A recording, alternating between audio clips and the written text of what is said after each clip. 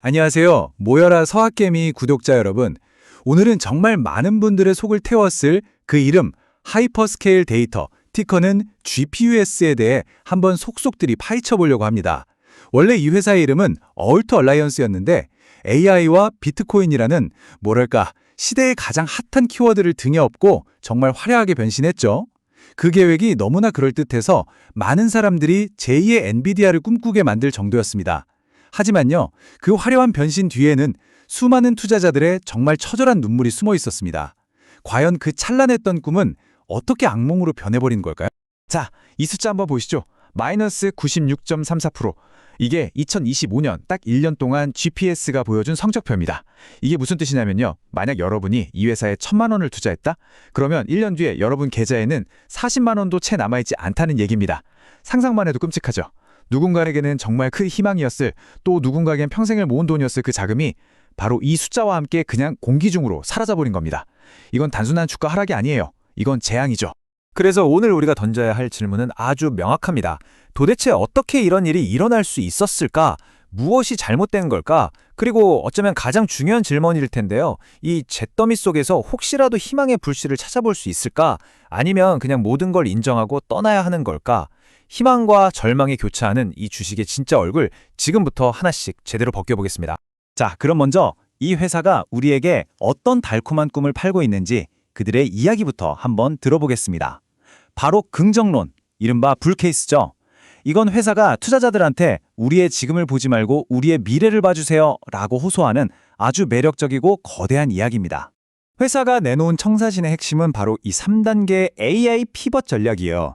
첫째, 미시간에 아주 거대한 AI 데이터 센터, AI 캠퍼스라고 부르더라고요, 이걸. 짓는다. 둘째, 거기에 지금 돈이 있어도 없어서 못 산다는 바로 그 엔비디아의 최첨단 GPU를 쫙 깔아놓는다. 그리고 마지막으로 이 막강한 컴퓨팅 파워를 가지고 아마존의 AWS나 구글 클라우드처럼 기업들이 필요할 때마다 빌려 쓸 수 있는 온디맨드 클라우드 서비스를 시작하겠다. 이겁니다. 계획만 딱 놓고 보면 정말 기가 막히지 않나요?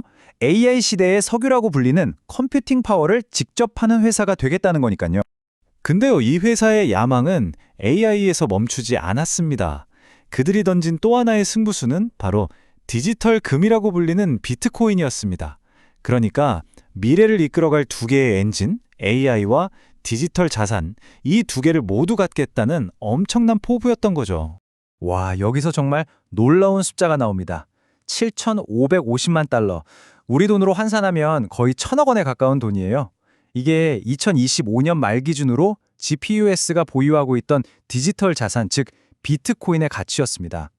당시 회사의 전체 시가총액을 생각하면요, 이건 단순한 투자가 아니라 거의 회사의 운명을 건 올인에 가까운 어마어마한 베팅이었습니다. 심지어 이 사람들은 단순히 비트코인을 사서 모으기만 한 게 아니에요. 아예 직접 비트코인을 생산했다. 즉 채굴 사업에도 아주 공격적으로 뛰어들었습니다. 2025년 말까지 519개가 넘는 비트코인을 확보했고, 당시 최고 성능으로 꼽히던 비트메인의 S21 프로 채굴기를 2,000대나 추가로 주문했죠. 심지어 매주 우리가 비트코인을 얼마나 갖고 있는지 투명하게 공개하겠다면서 시장의 신뢰를 얻으려는 제스처까지 취했습니다. 이 모든 움직임은 우리는 비트코인의 미래에 진심이다 라는 아주 강력한 메시지였어요. 이 긍정론에 그냥 활용점정을 찍는 사건이 터집니다. 바로 회사 회장인 밀턴 토드 올트 3세가 직접 자기 돈으로 회사 주식을 사들인 겁니다. 그것도 12월 한 달에만 여러 차례 시장에 다 공개하면서까지 말이죠. 이 소식에 주가는 순식간에 60% 이상 폭등했습니다. 한번 생각해 보세요. 이건 배의 선장이 직접 나서서 여러분, 이 배는 절대 가라앉지 않습니다 라고 외치는 거랑 똑같잖아요. 내부자, 특히 최고 결정권자가 자기 주머니를 털어서 주식을 사는 것만큼 투자자들한테 강력한 믿음을 주는 신호는 없으니까요. 자, 여기까지가 회사가 들려주는 아주 장밋빛 꿈 이야기였습니다. 하지만 이제 그 화려한 무대의 조명을 딱 끄고 아주 차가운 현실을 마주해야 할 시간입니다. 모든 긍정적인 신호 뒤에는요, 번쩍이는 붉은 경고등이 있었습니다. 꿈에서 깨어나서 냉혹한 숫자의 현실을 들여다볼 시간, 바로 부정론, 베어 케이스입니다. 이 표 하나가 사실 모든 걸 말해주고 있습니다.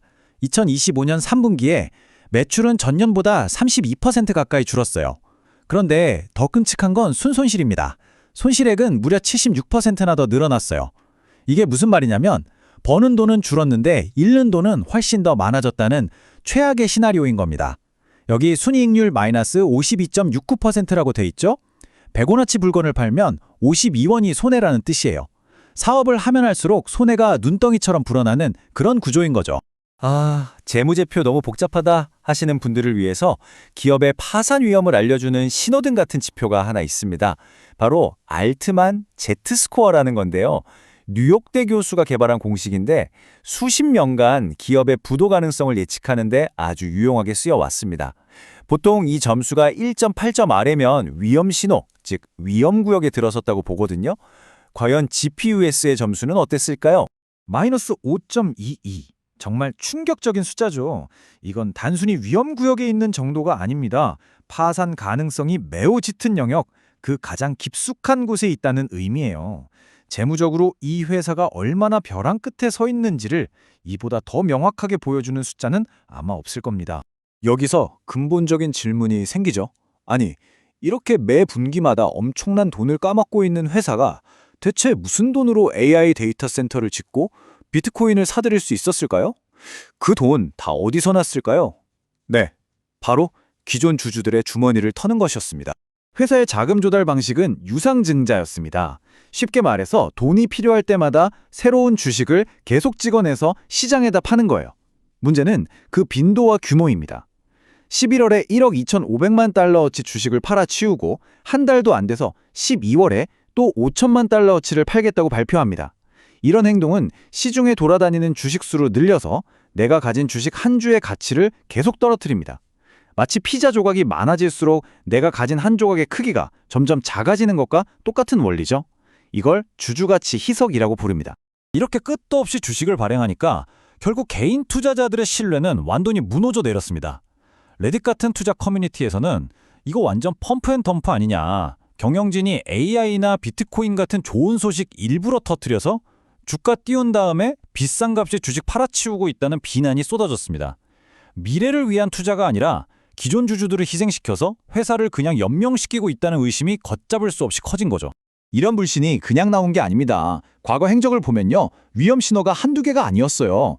뉴욕 증권거래소로부터 상장 폐지 경고를 받은 적도 있고 내부자 거래 공시나 실적 발표를 제때 하지 않는 이유도 잦았습니다. 이런 사건들이 하나하나 모여서 하나의 패턴처럼 보이기 시작하면 투자자들 입장에선 경영진을 신뢰하기가 거의 불가능에 가까워지는 거죠. 자, 이제 동전의 양면을 모두 봤습니다. 한쪽에는 세상을 바꿀 것만 같은 혁신적인 미래가 그려져 있고 다른 한쪽에는 당장 내일 망해도 이상하지 않을 처참한 현실이 있습니다. 그렇다면 이 주식의 진짜 얼굴은 대체 뭘까요? 마지막 진단을 내려보겠습니다. 정리해보면 이렇습니다. 긍정론은 AI와 비트코인이라는 시대의 흐름에 올라탄 원대한 꿈을 이야기합니다. 심지어 회장이 직접 주식을 사면서 그 꿈에 힘을 싣고 있죠. 반면에 부정론은요, 끔찍한 재무 상태와 파산 위험이라는 냉정한 현실을 보여줍니다. 여기에 주주들을 기만하는 듯한 자금 조달 방식과 신뢰할 수 없는 경영진이라는 문제까지 더해져 있죠. 꿈과 현실의 괴리가 이보다 더 클 수는 없을 겁니다. 그래서 결론은 이겁니다. GPUS에 대한 투자는요, 현재의 실적이나 재무 상태에 베팅하는 게 절대 아닙니다. 이 회사가 들려주는 미래에 대한 스토리에 모든 것을 거는 사실상 도박에 가까운 투자입니다. 여러분의 투자는 기업의 가치가 아니라 하나의 신념에 기반하게 되는 거죠.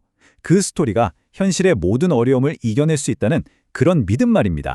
결국 우리는 이 마지막 질문 앞에 서게 됩니다. 과연 이토록 매력적인 스토리가 이 처참한 재무 현실과 이미 무너져버린 신뢰의 벽을 넘어설 수 있을까요? 저희는 오늘 긍정론과 부정론, 양측의 증거를 모두 여러분 앞에 제시했습니다.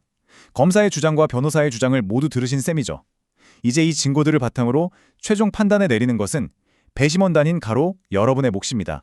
오늘처럼 이렇게 복잡하고 논란이 많은 주식의 양면을 깊이 있게 들여다보는 분석이 여러분의 투자 판단에 조금이나마 도움이 되셨다면 저희 채널 모여라서 학개미 구독과 좋아요 그리고 알림 설정까지 꼭 부탁드립니다. 여러분의 투자 여정에 저희 분석이 작은 등불이 되기를 바랍니다. 다음 시간에 더욱 흥미로운 기업 이야기로 찾아뵙겠습니다. 감사합니다.